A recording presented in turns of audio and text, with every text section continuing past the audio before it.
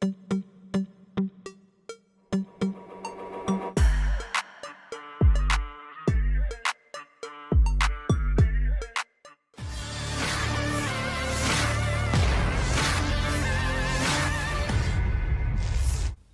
Rusia membakar tank angkatan bersenjata Ukraina di dekat desa Krasnoye. Rekamannya ramai beredar di media sosial Telegram pada Kamis 30 Mei 2024.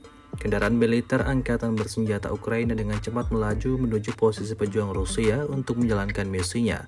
Namun militer Rusia tidak kalah cepat mendeteksi tank musuh dan menyerangnya hingga meledak dan terbakar hebat.